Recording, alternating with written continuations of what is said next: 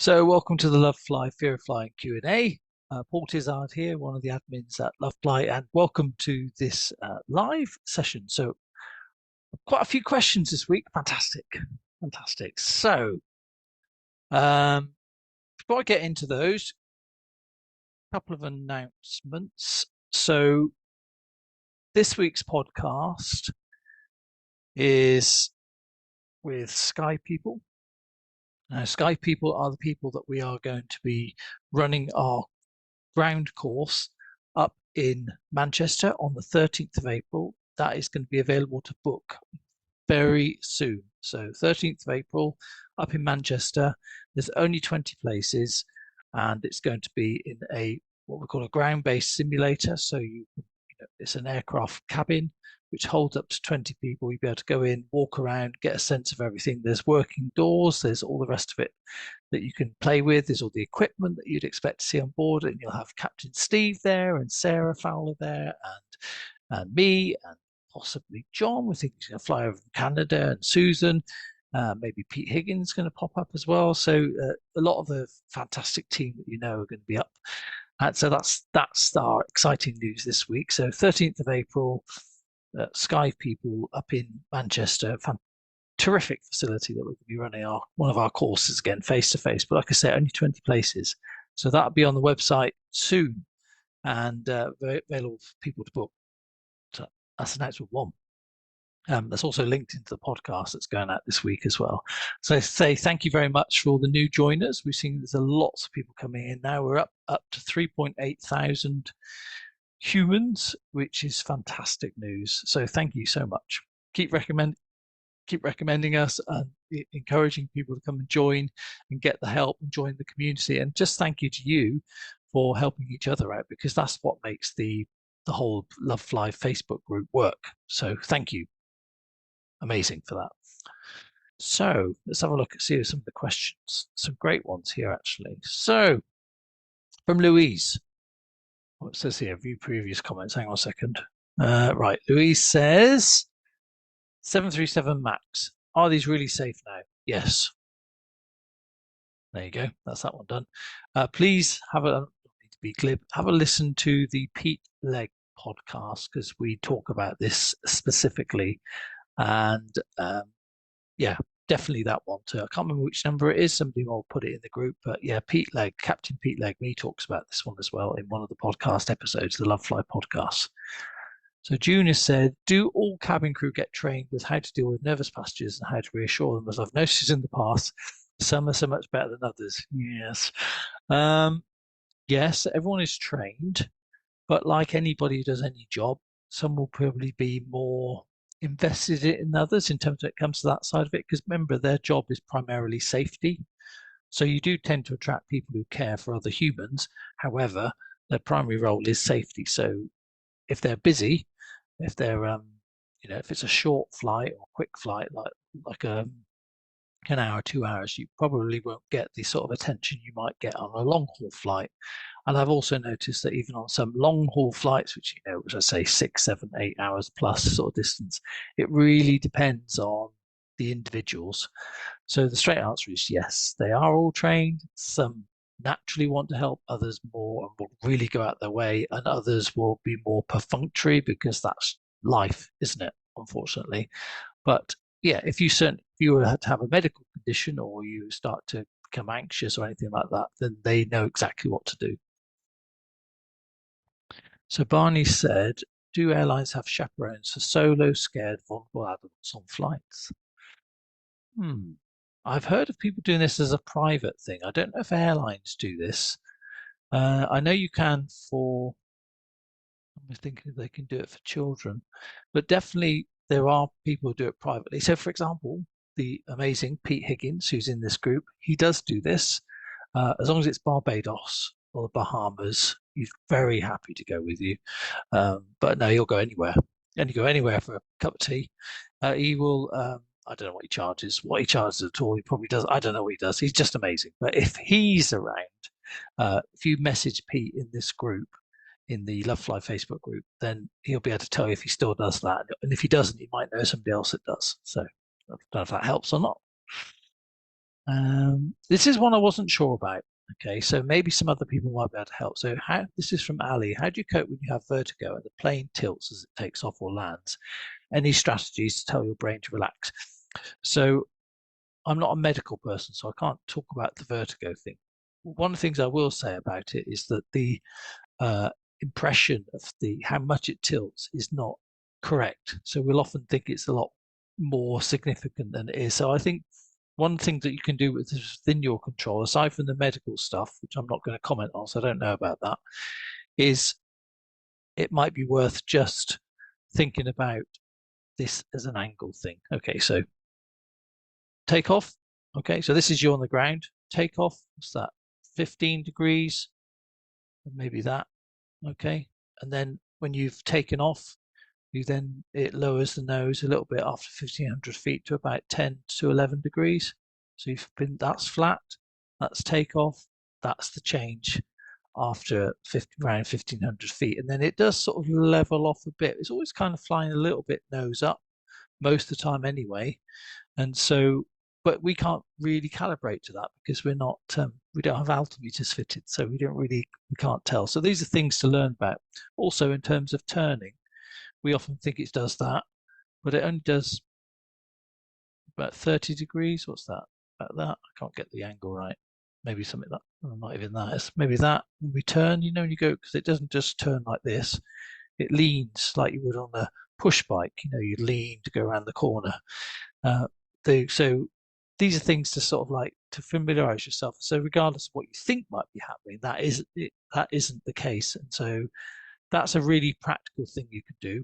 In terms of the vertigo side of it, that might be a medical thing you want to talk to your GP about. There is somebody in this group, Linda Porter and Caroline Keeverly, who both have medical backgrounds, but there are lots of other people in this group who might be able to say something about that. So I'm going to sort of step aside from that one and move on. So Eleanor says, as climate change is unfortunately unfolding in front of our eyes, will this affect air travel? Could pilots encounter certain events, clouds, atmosphere, winds, blah, blah, blah.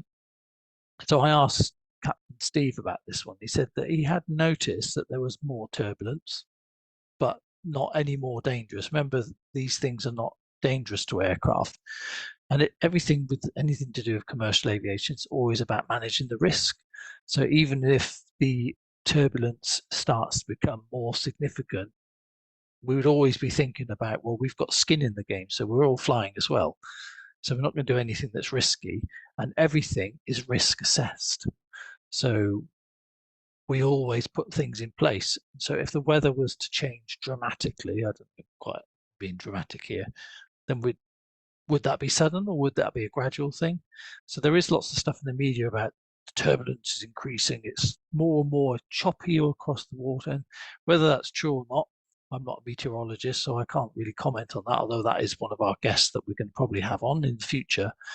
The reality is, if you're strapped in, the aircraft can withstand it. So even though it might not be comfortable, it doesn't mean that it's any more dangerous to you. And should it get to a situation where we start thinking, "Oh, Craig, this is more chop than we want," then we'll do something about it. So if you see what I mean, so it's not none of these things are going to be a surprise to us.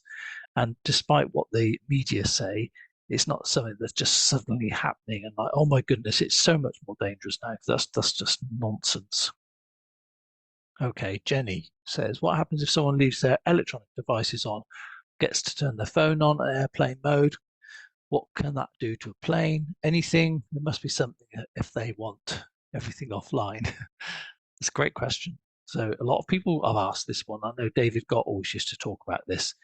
And many of the pilots that have over the years have said they've sometimes left their devices on, completely forgotten, and absolutely nothing happened. Now, it doesn't mean that we should all risk that. It's a bit like in the early days, you think about the electronics, they're all shielded anyway. But when technology came along and we're like, all of a sudden, oh, everybody needs to have it on. We need to put it in airplane mode because we don't know what that's going to do if they're all on. But it's the same as that if you go into a hospital, they always say, turn off your phones and stuff because they're worried about it interfering with the machine. Now, does it or doesn't it? It's just not worth it. If a few people did it in a hospital, what harm?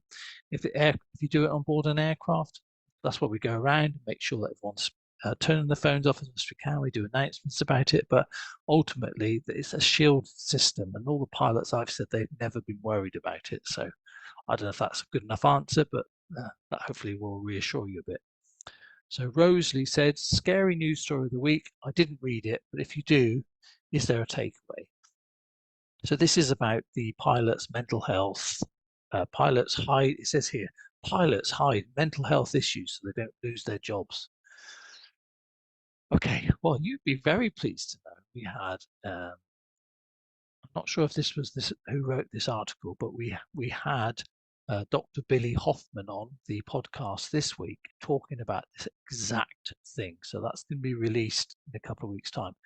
So basically, long story short, he's saying, yes, there is pilots are withholding certain elements, but it's not the way that this newspaper said it. So the takeaway is that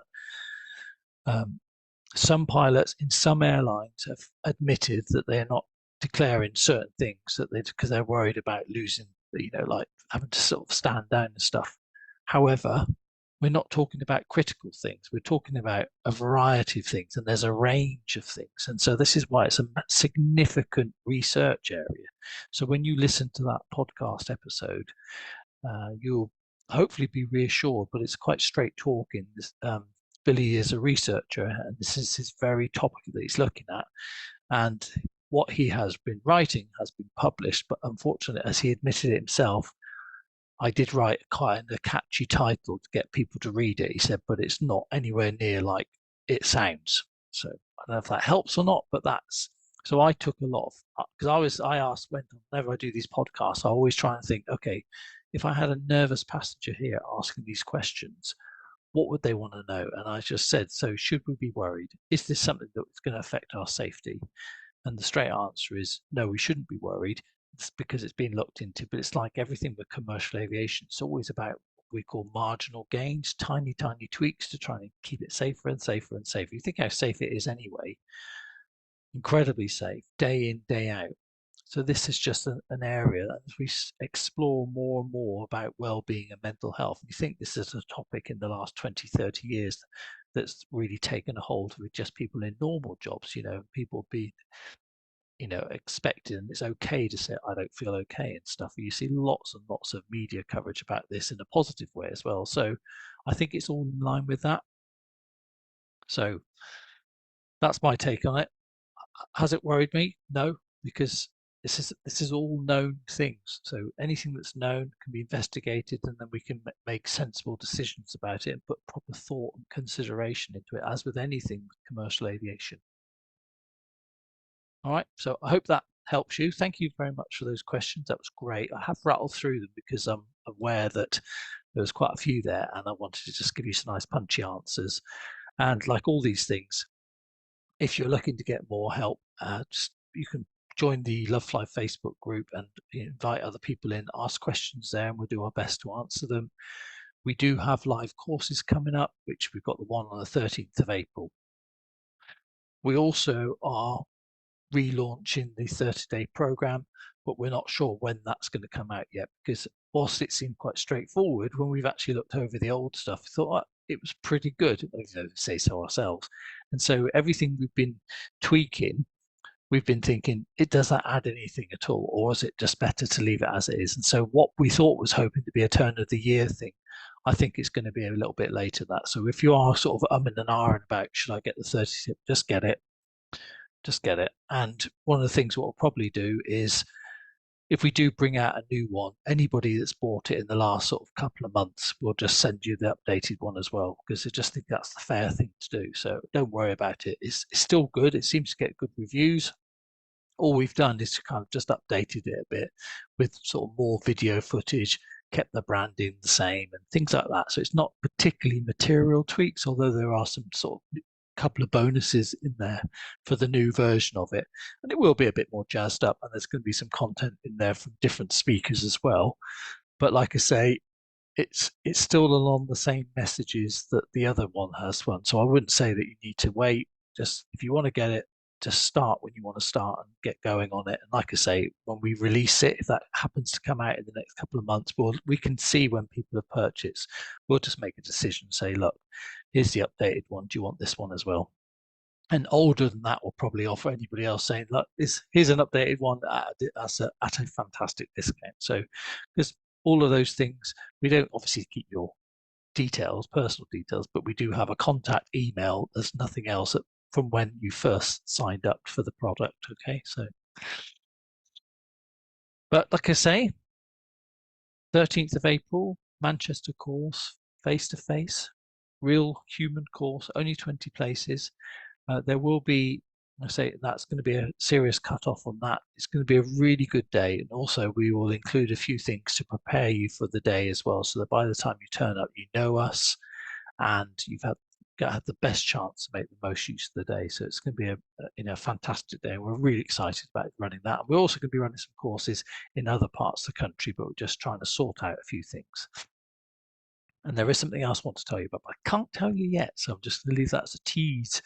We're just trialing something else as well, which we think was going to be popular for certain people who want more of a one-to-one option. So more about that later. Thank you for posting, and great to see you all again. And look forward to speaking to you on Wednesday in the podcast with Sky People. And we're probably going to take a break between Christmas and New Year, just because we want to. All right. So we'll have that week off in between the sort of the two festival things, and then we'll be back in the new year with lots of announcements, things like end of year review and all that other great stuff. Have a good rest of the week. Take care.